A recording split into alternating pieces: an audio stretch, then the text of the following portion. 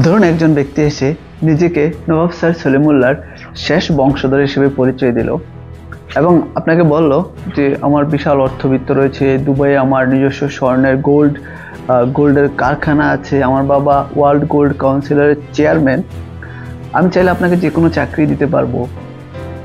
আপনি কি ওই লোকটাকে বিশ্বাস করবেন? আপনি বিশ্বাস করেন আর না করেন, একই এলাকার প্রায় 400 মানুষ তাকে বিশ্বাস করেছে এবং প্রতারিত হয়েছে। এই ঘটনাটি ঘটেছে ফেনী জেলায়।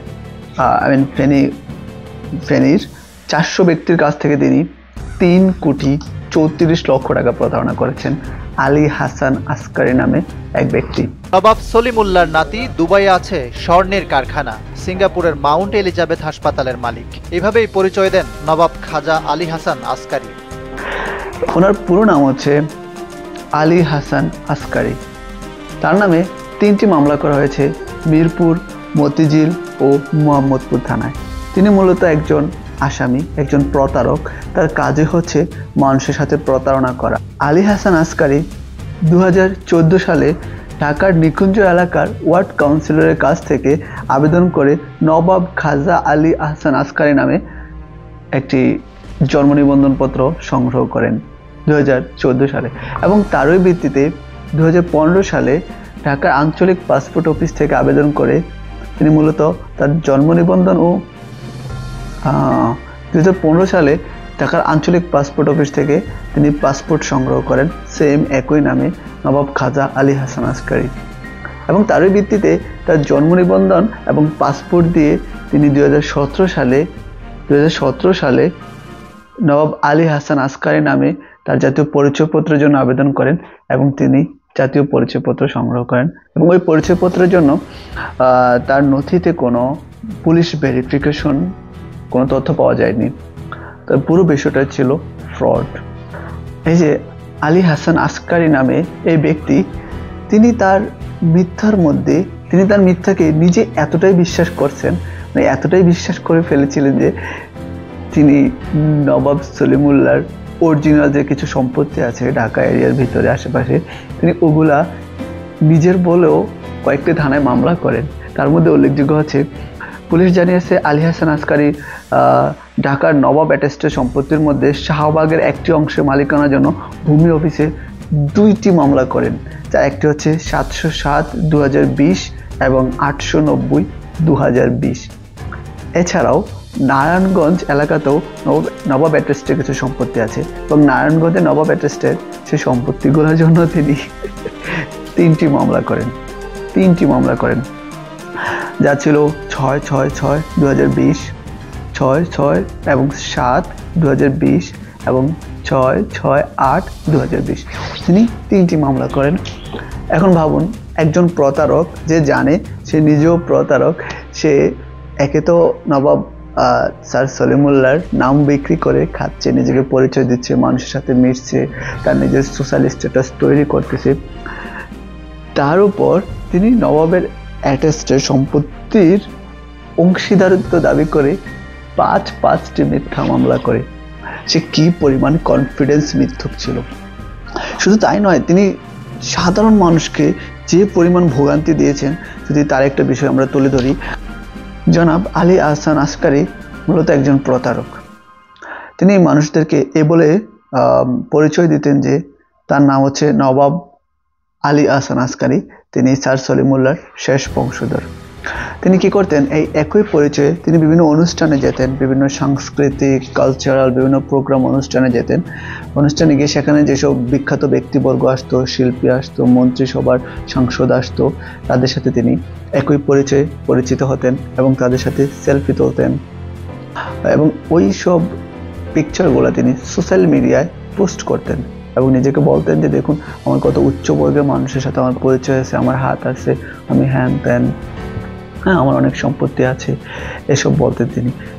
তারপর এভাবে মানুষদেরকে বিভিন্ন সোশ্যাল মিডিয়ায় সাধারণ মানুষদেরকে তিনি ফ্রেন্ড রিকোয়েস্ট পাঠাতেন, তাদের সাথে পরিচিত হতেন, তাদেরকে নিজের অভিজ্ঞতা জাহির করতেন, নিজের সম্পত্তি, নিজের নবাব বংশের যে পরিচয় এটা জাহির করতেন এবং তিনি এটা বলতেন যে দুবাইতে তার গোল্ডের কারখানা আছে, তার নিজস্ব গোল্ডের কারখানা আছে, যেখানে তিনি নিজে একজন প্রতারক এবং তিনি এটাও বলেছেন যে তার বাবা ওয়ার্ল্ড গোল্ড কাউন্সিলরের চেয়ারম্যান।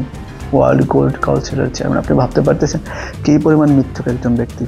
তার মিথ্যার সর্বশেষ যে অস্ত্রটা ছিল সেটা হচ্ছে সিঙ্গাপুর মাউন্ট এলিজাবেথ হসপিটালে তার অংশীদারিত্ব রয়েছে।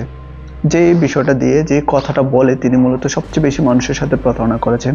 সিঙ্গাপুর মাউন্ট এলিজাবেথ হসপিটালে তার অংশীদারিত্ব রয়েছে এবং তিনি সেখানে মানুষদেরকে চাকরির প্রলোভন দেখাতেন যে আমি চাইলে আপনাকে চাকরি দিতে পারি সিঙ্গাপুর মাউন্ট এলিজাবেথ হসপিটালে, বা আমি চাইলে আপনাকে ইউরোপ নিয়ে যেতে পারি, আমেরিকা নিয়ে যেতে পারি, যেটাকে আমরা সহজ কথায় বলি দালাল।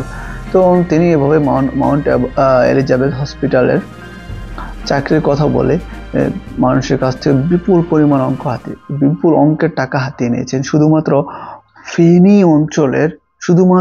ফেনী অঞ্চলের প্রায় 400 মানুষের সাথে প্রতারণা করে তিনি 3,34,00,000 টাকা হাতিয়ে নিয়েছিলেন শুধুমাত্র একটা অঞ্চলের মানুষের কাছ থেকে। এবার ভাবুন যে আশেপাশে ঢাকা এবং বাংলাদেশের অন্যান্য অঞ্চলের মানুষগুলোর কাছ থেকে তিনি কী পরিমাণ টাকা হাতিয়েছেন। এবং পুলিশের তথ্য মতে তার মোট সম্পত্তির পরিমাণ ছিল 30 কোটি টাকা, যার পুরোটাই ছিল প্রতারণার টাকা। তার মোট সম্পত্তির পরিমাণ হচ্ছে 30 কোটি টাকা।